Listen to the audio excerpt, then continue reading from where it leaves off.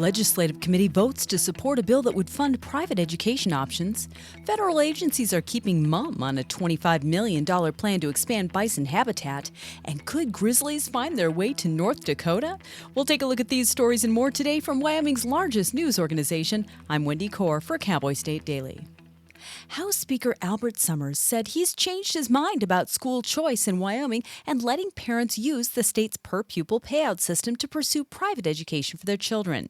Cowboy State Daily's Leah Wolfson said that Summers and others on the Joint Education Committee have come to believe that if they're funding education, whatever that means, it's probably worth it. Every student in Wyoming is guaranteed a certain amount of state funding to pursue public education, and there's certain advocates in Wyoming that would like to also see that extended for those students to receive the same amount of money to receive private school education in the state. The committee voted 8-6 to approve draft legislation that creates an education savings account that will act similar to a school voucher system, giving parents state money to put their children in private education.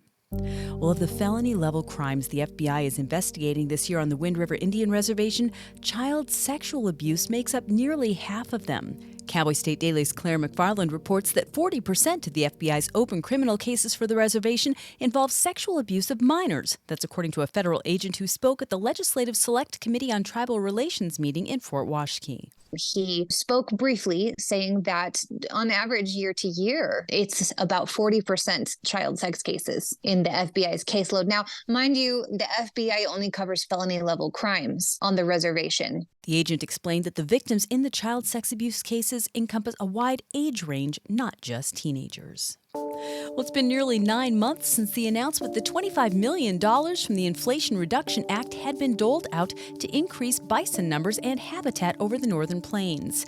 But Cowboy State Daily's John Thompson reports that the 5 federal agencies charged with developing the plan haven't made a single official statement or update since then, and one congressman is asking for accountability. Montana Congressman Matt Rosendale started calling for accountability. And in August, he started asking for, can we see the minutes of the meetings? Can we see a list of attendance at the meetings and the people on the Bison Working Group? And if the meetings were open to the public, and he got no response. Wyoming stakeholders are concerned that the interests of rural communities and the livestock industry are not being represented as the plan is under development.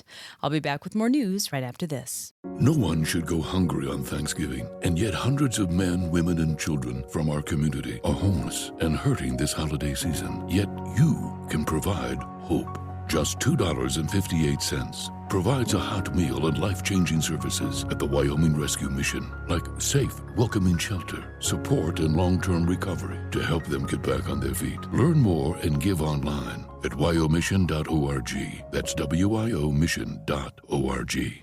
Wyoming's young people leaving the Cowboy State to live somewhere else, a concept called brain drain, isn't the dire problem some believe it is, as long as they eventually come back. That's a thought expressed by House Speaker Albert Summers at the annual Governor's Business Forum in Laramie this week. While others in attendance expressed concerns about the state's rate of out-migration, Summers says there were benefits to young people spreading their wings outside the Cowboy State. He took kind of a positive spin on the situation and said that because when people come back to Wyoming, they end up with more knowledge and more skills and more ability to improve the state in whatever area they come back in. A report from the UW College of Business said only 45% of the state's population was native Wyomingites as of 2021, one of the lower rates for native residency in the country.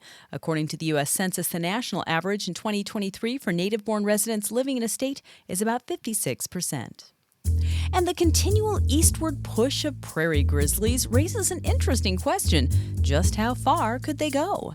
If they make it to western North Dakota, they could possibly find a home there, according to Outdoors reporter Mark Hines. It is a long shot because they still have hundreds of miles to go, but grizzlies could find a home in North Dakota. The habitat is there for them. The food source is there for them. They are headed that direction, but at this point, they still are at least a couple, if not closer to 300 miles from the state line. The assistant chief of the North Dakota Game and Fish Department's Wildlife Division told Mark that the state has already seen an influx of another large apex carnivore species, wolves. So he said their habitat would have the potential to support grizzlies in portions of the state as well.